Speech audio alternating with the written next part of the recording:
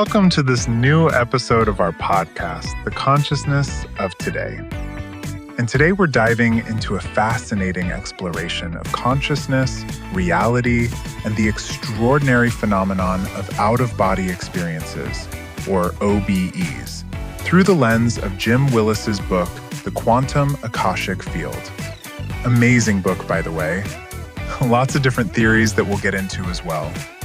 Yeah, his book is a deep dive into what somebody called mystical territory. But Willis grounds it firmly in both personal experience and cutting-edge science. The book explores the idea of universal information field, the quantum Akashic field that underlies all existence, and how OBEs can serve as a gateway to accessing it. Exactly. And what's compelling is that OBEs aren't just spiritual or religious curiosities. Willis connects them to quantum physics and consciousness studies, suggesting that these experiences have a scientific basis and can be systematically approached through meditation and creative imagination.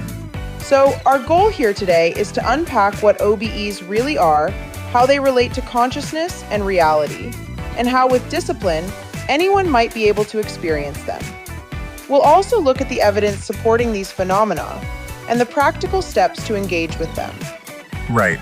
So let's start by talking about the nature of the real world as we perceive it.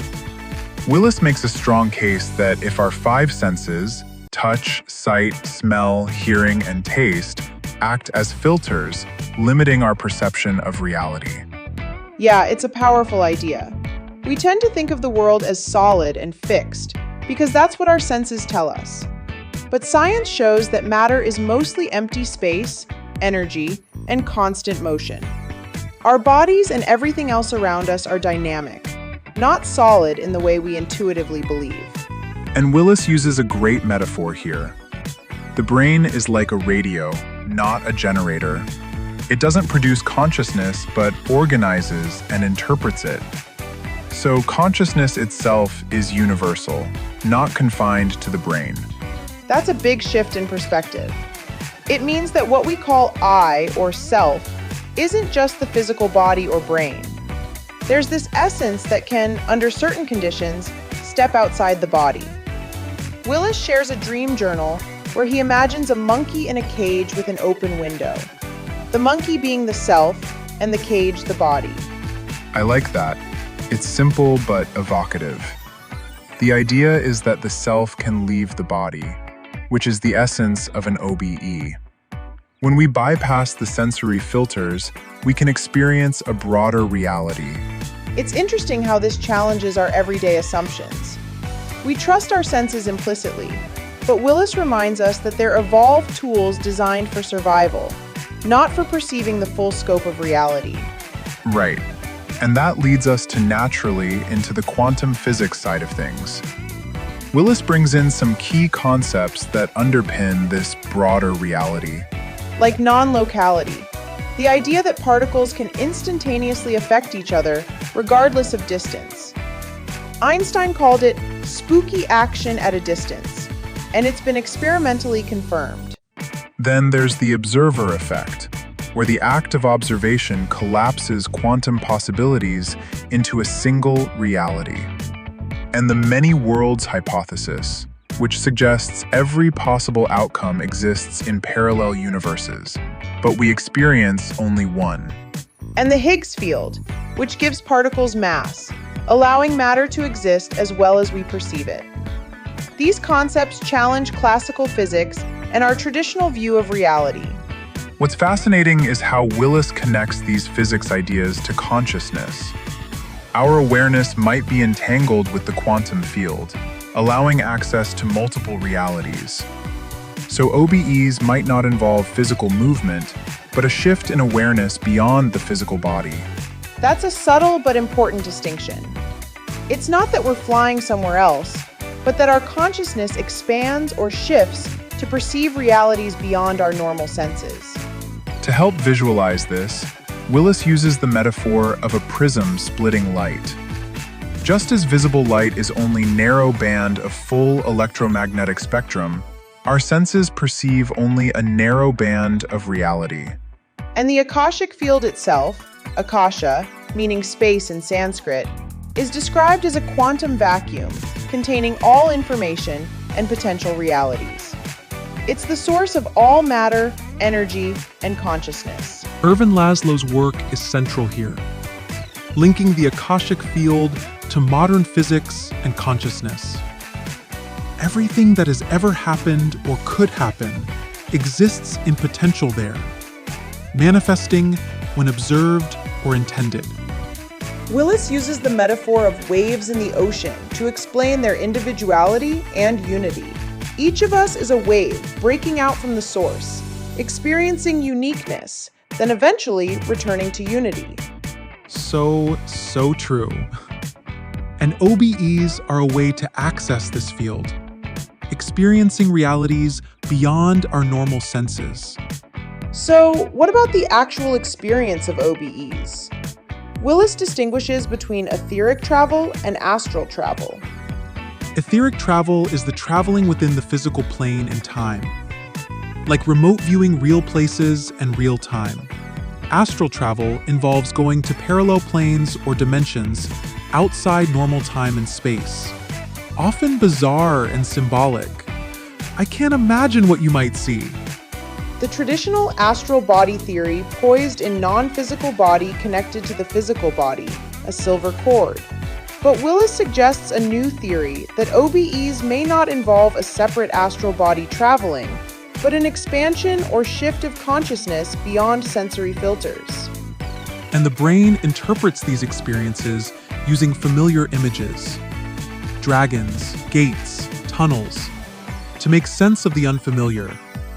So, when Willis describes riding a dragon or bouncing on a trampoline-like field, it's metaphorical a way the brain frames the experience.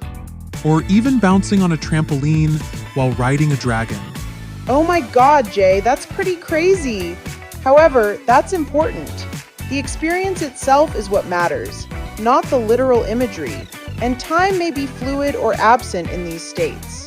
So, in other words, you might need to be a dream analyzer to do this, right? Not really.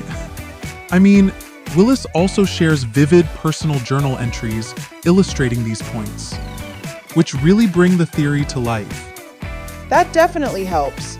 Now, what about spirit guides and helpers? Willis talks about these entities encountered during OBEs. Yes, he emphasizes that guides often appear in forms familiar to the experiencer, shaped by culture, background, and expectations. Like his own guide, Buko, who appears with Native American features and is believed to be his higher self. Yes, but also on animal envoys, like a panther, hummingbird, fox, or coyote, each with symbolic meanings.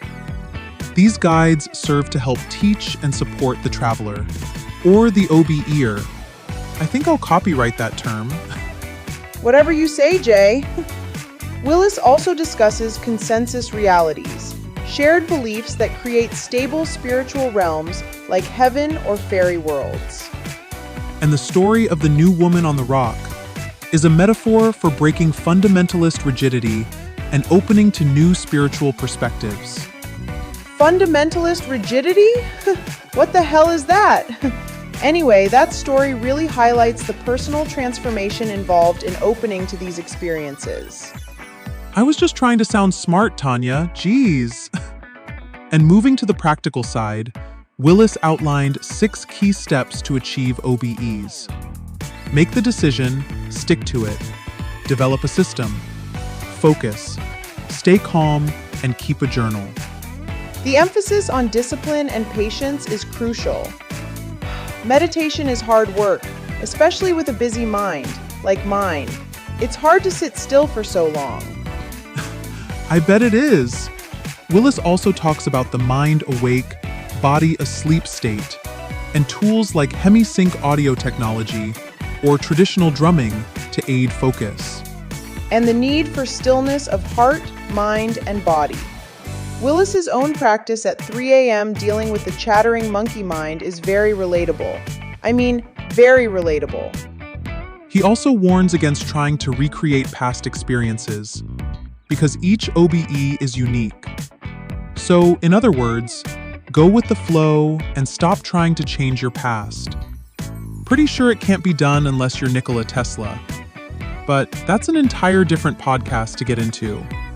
Don't forget the role of love and trust in overcoming fear during these journeys. As in, you must be in the state of love and trust before you journey. Oh yeah, of course. Now, what about evidence? Willis presents the timelines, legends, and myths, eyewitness testimonies, and scientific theories. What more do you want? Well, the legends include Ezekiel's vision, Hindu text, and worldwide traditions describing other realms and beings. Eyewitness testimonies number in the millions, including controlled experiments like remote viewing and Dean Radin's parapsychology research. And scientific theories from quantum physics support the plausibility of multiple realities and consciousness beyond the brain. Willis points out that OBEs are no longer fringe, but increasingly studied phenomena, with practical benefits like reduced fear of death and health and healing. On the advanced insight side, OBEs can lead to greater self-understanding, healing, expanded patience, awareness of karma, and connection with unseen helpers in other dimensions. He uses the metaphor of life as a multi-layered cake, body, soul, spirit, and suggests we are creators of our reality, and we are writing the play of our lives. Here are some examples like quantum aesthetics, music and martial arts, and personal visualization to show how quantum reality manifests in daily life. He also stresses humility, gratitude, and sharing insights with others. Now, come on. How many others can say they do that? Yes, very true, Jay. Now, to sum up, Willis invites us to embrace the mystery, practice patience, and remain open to the vastness of existence. As he says, the universe is not only stranger than we imagine, but also stranger than we can imagine. It's a profound journey beyond the senses, one that challenges our assumptions and expands our understanding of consciousness and reality. A truly amazing book Mr. Willis wrote. Very highly recommended. Yes, it is. So folks, thanks for joining us in this exploration. We hope it inspires you to look beyond the familiar and consider the possibilities that lie just beyond our perception. Until next time, keep questioning, keep exploring, and keep an open mind. Also, make sure to like and subscribe to this channel so we can continue with our podcast. Thank you. Hope you have a great rest of your day.